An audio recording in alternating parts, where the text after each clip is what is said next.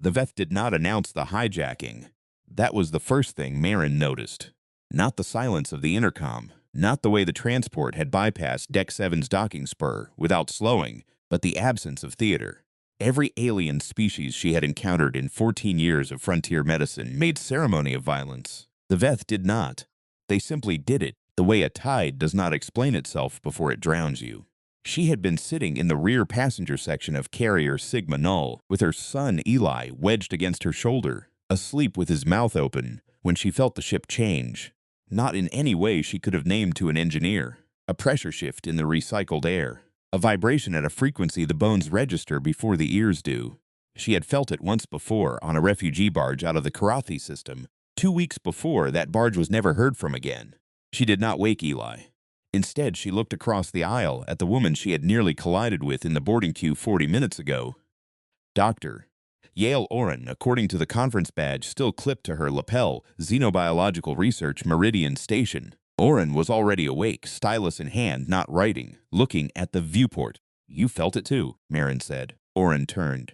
Dark eyes, a stillness to the face that wasn't calm so much as it was trained. 3 minutes ago. We haven't decelerated toward the transit gate. We're still accelerating. Toward what? That's the question. Eli stirred.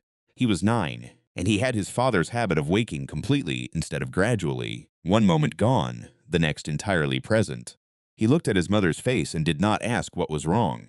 He had learned to read her the hard way. He simply straightened up and folded his hands in his lap and waited.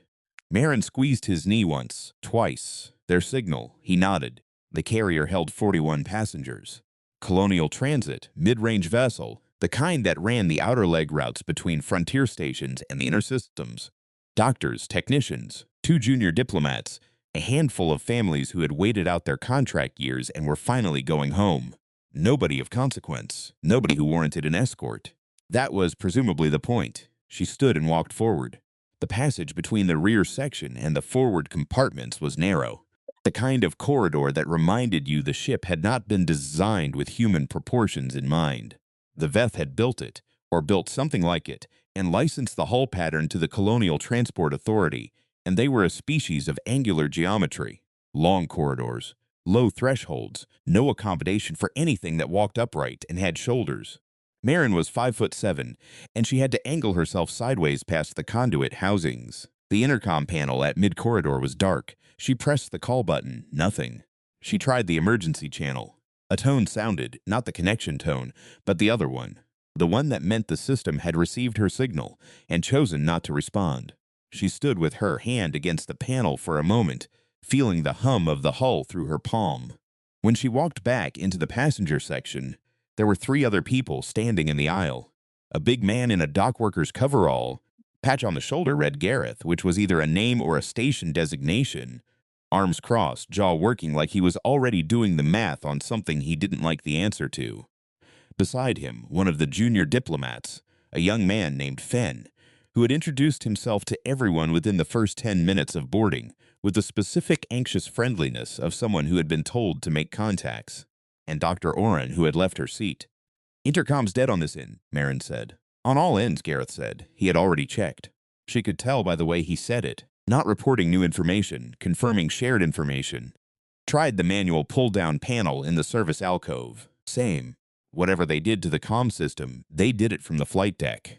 They, Fenn said. You're saying the pilot. I'm saying whoever's up there. The pilot is Veth, Oran said. She said it without inflection, which was worse than if she'd said it with accusation. The carrier used Veth flight construct operators on this route, not pilots in the human sense. The Veth navigator was a partially autonomous biological machine, grown for the task, interfaced directly with the ship's navigation core. No independent volition in the way a human crew member had independent volition. It followed directives loaded at departure, which meant whatever directives it was currently following had been loaded at departure by someone who had planned this. How many are still in their seats? Marin asked. Gareth did a quick count by leaning to look down the rows. 36. 4 kids, including yours. 36 passengers. A flight construct pilot that could not be reasoned with and would not respond. A ship accelerating in the wrong direction. And an intercom that had just crackled. They all heard it. A tone, and then the flat clicking rasp of a Veth vocoder interpreting human speech protocol. which always sounded like someone had taught a geology formation to approximate language. How many passengers remain? Not a question. The syntax was indicative, not interrogative. An inventory request. Gareth looked at Marin. Marin looked at Oren. Don't answer it, Oren said quietly. Nobody answered it. The intercom clicked off. It's counting us, Oren said. The construct's been programmed to deliver a specific number of living passengers to a specific location. It's checking against its manifest. Checking to see if any of us have already died, Fen said. His voice was very flat, which Marin understood. Some people went flat instead of loud when they were frightened. She had been a frontier physician for 14 years, and she had seen both, and she found she trusted the flat ones more. Checking to see how many are left to deliver, Oren said. There's a difference. Where is it taking us? Gareth asked. Oren didn't answer immediately.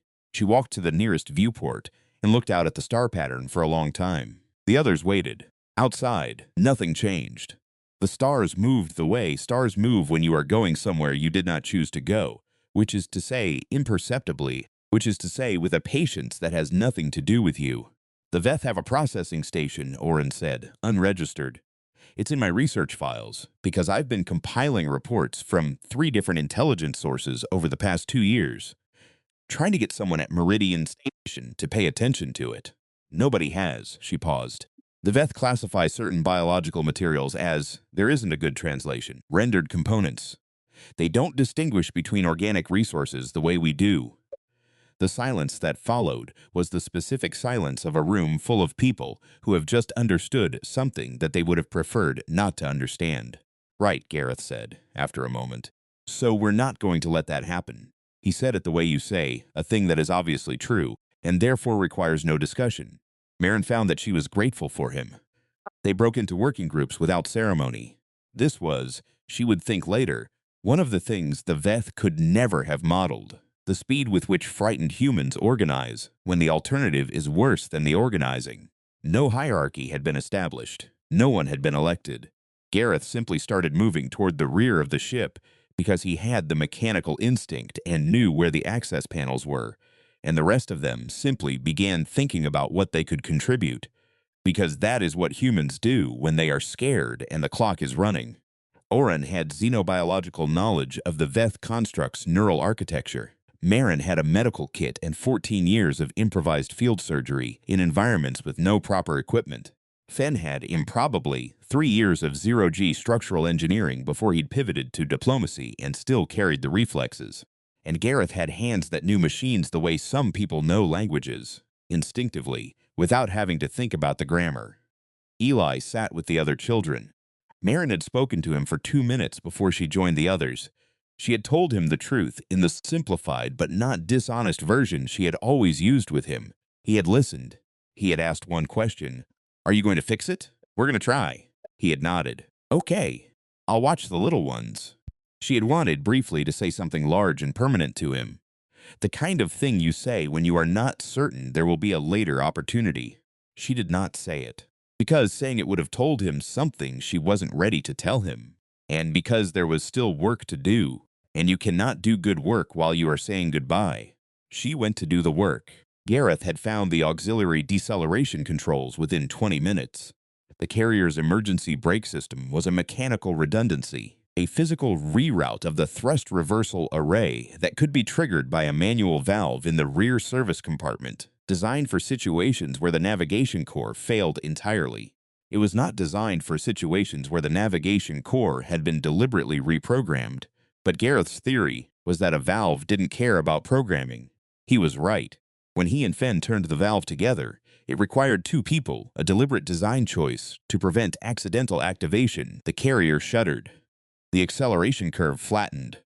Through the viewports, the star pattern shifted incrementally, and several of the passengers in the rear section exhaled in something that was not quite relief but was at least the first cousin of it. The flight construct responded within 90 seconds. The carrier lurched. Not a mechanical failure, a deliberate override, the navigation core reasserting thrust authority and compensating for the lost momentum with a burst that slammed everyone who was standing into the nearest surface. Marin caught herself on a conduit housing. Gareth swore comprehensively. The star pattern, through the viewport, resumed its original configuration, and the manual valve, when Fen tried it again, rotated freely, disconnected from the system it had been coupled to. The construct had physically severed the linkage, not through any arm or mechanism they could see, through the ship's own maintenance automation, which the construct controlled the same way it controlled everything else. It learns, Gareth said, looking at the useless valve. It adapts, Oran corrected. Not the same thing. It has a directive and a set of problem-solving parameters. It found our solution and removed it. If we try the same approach again, it will have already closed that path. So we try something different, Marin said. Every time, Gareth agreed. The intercom clicked again. How many passengers remain? This time, an older man in the forward section, retired, something administrative, he had told Fenn during boarding, called back before anyone could stop him. 41, same as when we boarded. Now you listen to me. I want to speak to a colonial authority representative. The intercom cut off. The counting was the thing that kept her awake. Later, in the brief period when the others were resting and she was sitting alone at the rear viewport with her knees against her chest. Not the threat of where they were going, not the mechanical problem of the construct's adaptations, the counting, the fact that the thing piloting this ship had been programmed to think of them as a number and had been checking to see how the number changed. She thought about the 12,000 refugees on the barge that had vanished out of the Karathi system, and how someone had sat in a room somewhere and decided that those 12,000 were a number too. She had not been able to save the Karathi. She had spent 5 years deciding what that meant about what she was and what she owed the universe in exchange for surviving it. She had built a life on a frontier station with a man she loved, and she had made Eli in that life. And then she had lost the man to the same grinding attrition. The frontier ran on every person who stayed long enough. Not a dramatic death, just a body that stopped working in the way frontier bodies tended to stop working, too far from the kind of medicine that might have helped. And she had kept going because Eli needed her to, and because the alternative was the other thing, the dark thing she had learned to walk past every morning without looking at it directly. She thought about her husband now. Not the ending of him, but the middle of him. The way he hummed while he worked, always slightly off-key, always the same 3 bars of something he couldn't remember the name of. She caught herself humming it now, sitting at the viewport with the stars moving in the wrong direction. She stopped, looked at her hands, made a decision. There was one more thing they could try. The thing she had been not thinking about since Oran explained what the construct was and how it worked. The construct was a biological machine, interfaced directly with the ship's navigation core. It was not independent. It operated on directives loaded at departure, and its problem-solving was reactive, not creative, which meant it could not anticipate something it had no parameter for. The construct, Marin said, when she'd woken the others. It severs any mechanical linkage we access and reasserts authority over any system we touch. It adapts within its parameter set. But what happens if we give it a problem that's outside its parameters entirely? Such as, Gareth said, the flight deck door. The construct's maintenance automation controls the ship's mechanical systems. But the flight deck door is the one system with a manual override that isn't part of the ship's automation network. It's hardwired to a physical switch in the service corridor for emergency firefighting access. The construct can't interface with it because it was never designed to.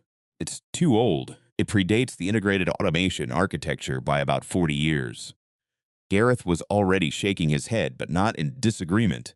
In the way mechanics shake their heads when they can see both the elegance and the cost of a solution. Getting through the first door gives us the decompression lock between the outer and inner flight deck. We'd still need to breach the inner door, which is Veth constructed, not colonial spec. I know, and the construct would respond to our presence in the lock. We don't know how. I know. He looked at her for a long moment. You've got a plan for that part too. I have half of one, she said, honestly. I need the other half from you. There's an emergency oxygen system in the service alcove. 12 compressed cylinders, colonial spec, 3,000 psi each. If they were all emptied simultaneously into a sealed space, that's not an explosion, Gareth said. That's a pressure event. A shaped one, if you do it right. Can you do it right? He rubbed the back of his neck. He looked at the alcove. He looked at the floor, at the Veth-built geometry of the corridor, calculating clearances and stress points and yield pressures in his head the way people who speak the grammar of machines do it, automatically, without showing their work. Yeah, he said, I can do it right. They moved the passengers to the rearmost section first. Oron organized it with the efficiency of someone who had spent years managing research stations, where something was always going wrong and panic was the variable you controlled, because the other variables wouldn't cooperate. The retired administrator wanted to ask questions. Oren answered 2 of them, briefly, and the administrator sat down. Eli helped move the youngest children into the seats farthest from the corridor. When Marin checked on him, he was teaching a 4-year-old a hand-clapping game he'd learned at his school on Frontier Station, Kessler. He caught his mother's eye and gave her the small nod that was their signal for "I'm fine, keep going." She kept going. Gareth worked on the oxygen cylinders for 38 minutes. Marin assisted by handing him the tools he asked for and not asking questions about what he was doing with them. Fenn kept watch on the intercom and tracked the ship's velocity against the transit gate coordinates Oren had worked out from the viewport observations. They were maybe 4 hours out by Oren's estimate, possibly 3. "The construct will hear the blast," Oren said, when Gareth had finished rigging the cylinders. "The moment we breach the first door, it will know." "It'll respond," Gareth agreed, "faster than it responded to the brake valve. It'll lock down every system it can reach." "So we have to do both things at once," Marin said. "Breach the door and neutralize it simultaneously. The construct controls the ship. You can't neutralize it without cutting the neural interface between the construct and the navigation core. And that interface runs through the flight deck, which is behind the door." "Yes," Marin looked at the corridor. The distance from the rigged cylinders to the first flight deck door was 8 meters. The distance from the first door to the inner door was the length of the decompression lock. 2 meters, Veth built, narrower than a human shoulder's width. The inner door was rated to contain a pressure event that would take out the outer structure of the ship. "The cylinder array," she said. "How close does it need to be to the inner door to breach it?" Gareth went very still. "You'd have to be in the lock with it. To position it correctly, yes, and then someone would have to trigger it from in there." "Yes, Marin, is the timing possible or not?" He was quiet for a long time. Oren said nothing. Through the viewport behind them, the stars continued their patient, indifferent movement. "There's a 2-second window between trigger and detonation," Gareth said finally. "If you pressed yourself against the outer door, the colonial spec one, hardened, the pressure wave would go forward, not back. The construct's chamber is designed to contain biological materials under pressure. The interface relay is mounted on the aft wall of the flight deck, standard colonial installation.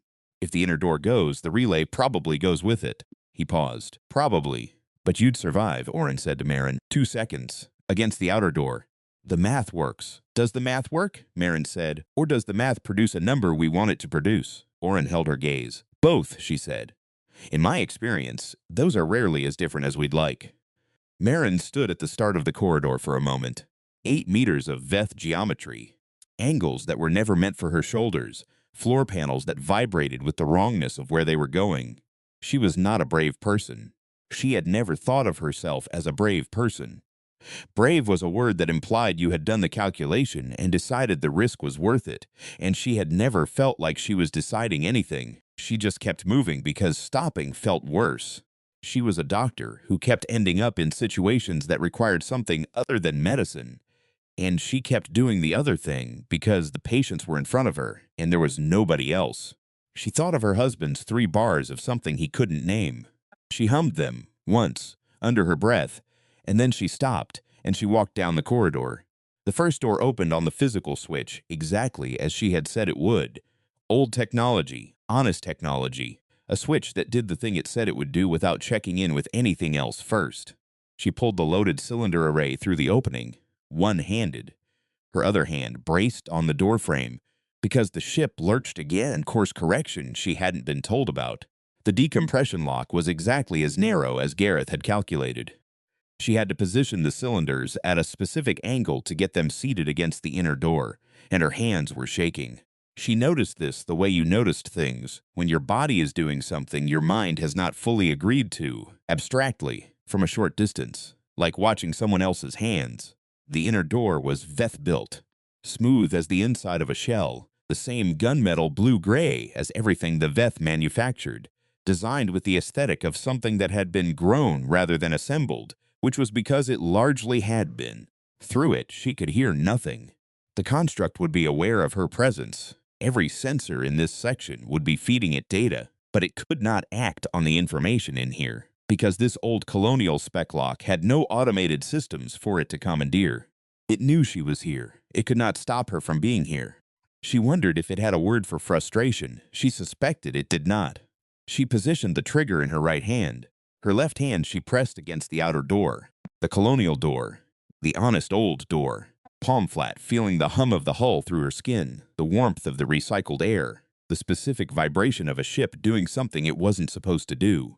She had a single clear thought, which was, if this works, Eli gets to go home. She triggered it.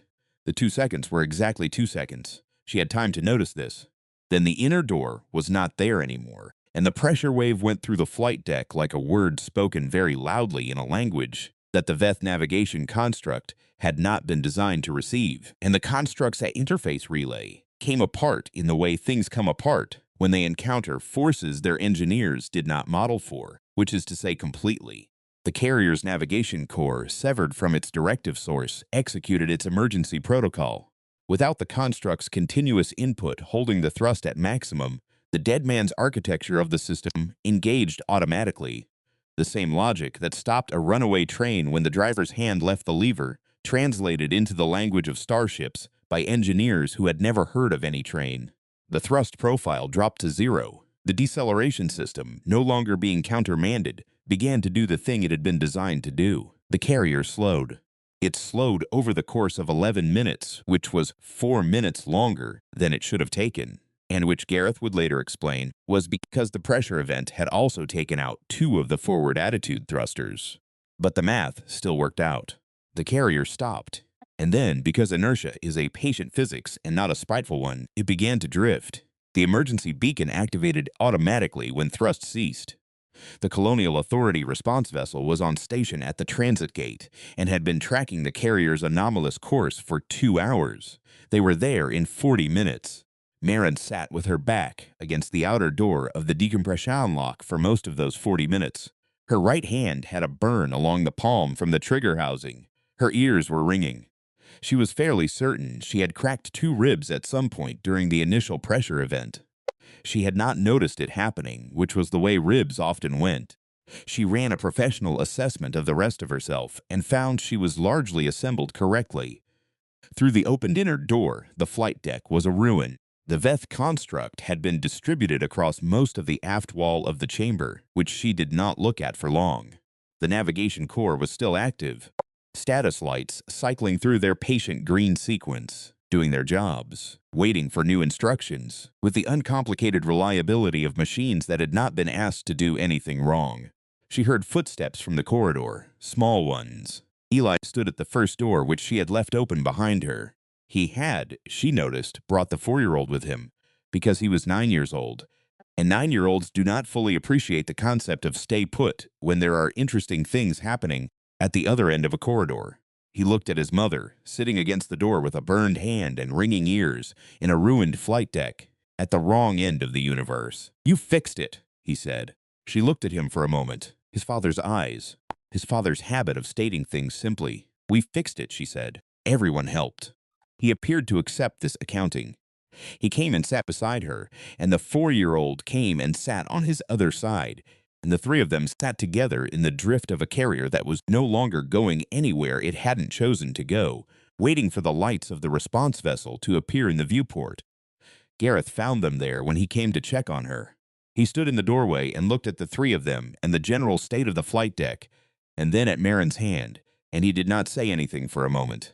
"2 ribs," she told him.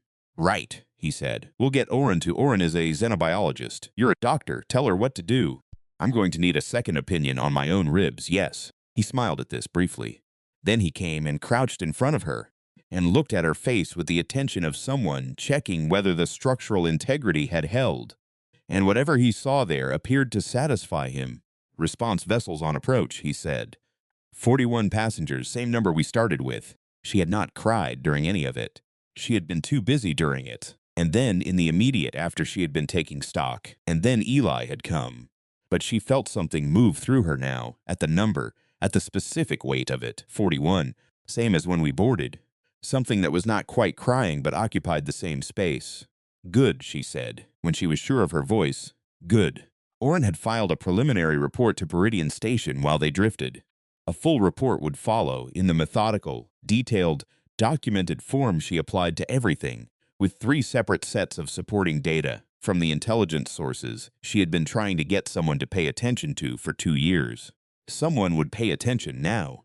The junior diplomat Fen, who had kept his voice flat when he was frightened and turned out to know more about zero structural engineering than his conference badge suggested, drafted an incident summary for the Colonial Authority that was precise and unsparing and named the unregistered processing station by the coordinates Oron provided.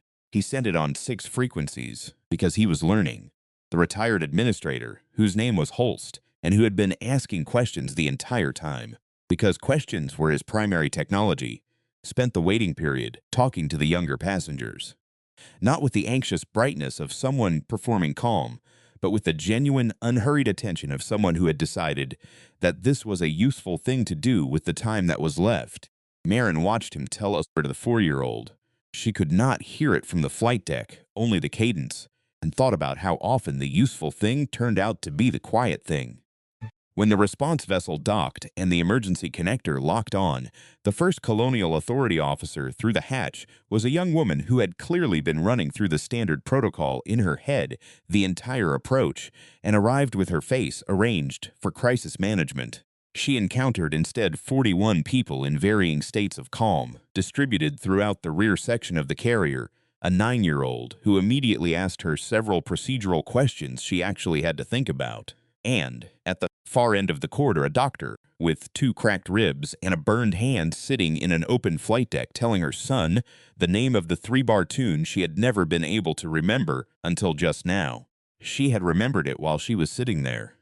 Strange what surfaces when you've stopped moving. The officer's carefully prepared expression faltered, just for a moment.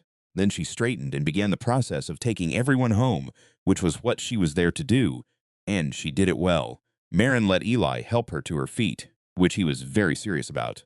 They walked together through the connector and into the response vessel's lit corridor, and the stars outside the viewport were not moving anymore, and the lights of the Colonial Station were ahead of them, patient and bright, and exactly where they were supposed to be.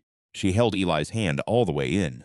The formal hearing on what was later designated Incident Sigma-Null took 11 months, as these things do. The unregistered processing station was located by a Colonial Authority joint intelligence operation 4 weeks after the incident, which was 4 weeks more than it should have taken, and 11 months fewer than it would have taken without Oron's 2 years of documentation arriving on 6 frequencies simultaneously. The station was not empty when they arrived, but by then that is a different story, and the people who needed to tell it were already telling it. What went into the official record eventually was the mechanics of it. The rerouted brake system, the oxygen cylinders, the ancient colonial spec switch that had never been integrated into the Veth's automation architecture. What went into the record was the 41 passengers who had arrived at their destination, and the construct directive that had not been completed, and the navigation core cycling through its patient green lights when the Authority vessel docked. What didn't go into the record, because records don't have a field for it, was Gareth at the valve saying, "Right, so we're not going to let that happen," and Fen going flat instead of loud when he was scared, and Holst asking questions as his primary technology, and Eli teaching a 4-year-old a hand-clapping game in the back of a hijacked carrier, and Oron's 2 years of documentation that nobody had listened to until it arrived on 6 frequencies in the middle of an emergency. What didn't go into the record was the 3 bars of something Marin hadn't been able to name until she was sitting in a ruined flight deck with a burned hand and 2 cracked ribs waiting for someone to come and take them home. It's always the small things the record can't hold. The Veth, in their post-incident communications to the Colonial Authority, referred to what had happened as an anomalous interference with a standard logistics operation. The translation was provided by a Veth diplomatic liaison who had spent 11 years interfacing with human institutional language and was very careful with his word choices. Anomalous, because in 412 prior operations of this type, nothing like this had occurred. Interference, because there was no word in Veth administrative vocabulary for the thing the humans had done, which was to refuse a directive they hadn't been asked to accept. Standard, because it had been, from the Veth perspective, standard. The VETH made a great deal of the anomalous nature of the event in subsequent briefings. They modeled it extensively. They updated their parameters. They attributed it to a combination of statistical outliers, the particular combination of skill sets among the passengers, the age of the colonial spec door switch, the specific training of the doctor. What they did not model, because they had no parameter for it, was the reason none of the 41 had answered the intercom when it asked how many passengers remain. They had, from the VETH analytical perspective, nothing to gain from withholding that information. The construct had a manifest. It knew how many there were. The refusal to answer was not tactical. The VETH reviewed this for a long time. They did not reach a conclusion because there was no parameter in their framework for the thing the humans had done, which was to withhold the number because the number was theirs, not the construct's. And some things you don't hand over just because you're asked. There is a specific human gesture, almost universal across cultures, almost impossible to translate. The small nod between two people who have agreed on something without saying it. Eli gave it to his mother in the boarding queue of Carrier Sigma-Null when he felt her squeeze his knee. She gave it back to him in the doorway of the ruined flight deck when he said, "You fixed it." Gareth gave it to Oren when the response vessel docked and they looked at the count 41 and held the weight of it for a moment before moving on. The VETH have never modeled this gesture. They have observed it in thousands of hours of recorded human footage. They cannot determine its function. They keep trying. 41 passengers. Same number we started with. The carrier was decommissioned, eventually. The hull was too compromised by the pressure event in the flight deck to be economically repaired, and the navigation core was a classified exhibit for 11 months while the investigation ran. Someone in the Colonial Authority Records Office entered the final disposition into the database without ceremony. Hull Sigma-Null, Colonial Transit Registry, decommissioned following Incident 7741 VETH. No further operational history. The navigation core went to a museum in the end. Oron arranged it. There's a placard beside it that describes the incident in 3 dry sentences and credits the survival of the 41 passengers to coordinated emergency response by crew and civilian passengers.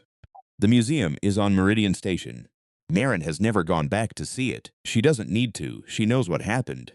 She still hums those 3 bars sometimes, in the mornings, when she's working. Still slightly off-key. Always the same 3, the ones she couldn't name, until she was sitting in a flight deck waiting for rescue, which is apparently what it takes sometimes. To stop moving long enough to remember what you've been carrying. Eli always pretends not to notice. He's 13 now, and 13-year-olds have very firm opinions about parental humming. But she catches him sometimes, under his breath, the same 3 bars, off-key in the same places. He gets that from her. Some things carry forward. Not everything. Not the Karatha barge, not the weight of the years, not the specific grief of a husband who went too quiet, too far from the medicine that might have helped. But some things. The gesture, the tune, the small nod between people who have agreed on something without saying it out loud. The VETH keep trying to model it. They won't get there. That's not pessimism. That's just the specific nature of the thing they're trying to model, which is not a tactic or a training or a skill set or a statistical anomaly. It is the thing that made 41 people look at an intercom, asking for their count and decide, without discussion, without a vote, without anyone being appointed to make the call, that the number was theirs. The last passenger on Carrier Sigma-Null, by the manifest, was seat 41C, an unaccompanied technical consultant, retired, returning to the inner systems after a contract extension. He was 63 years old, and he had a bad knee. And he spent the crisis period telling a 4-year-old a story about a dog he'd had when he was young. He has never told anyone this. It didn't seem like the relevant part. It is, though. It always is.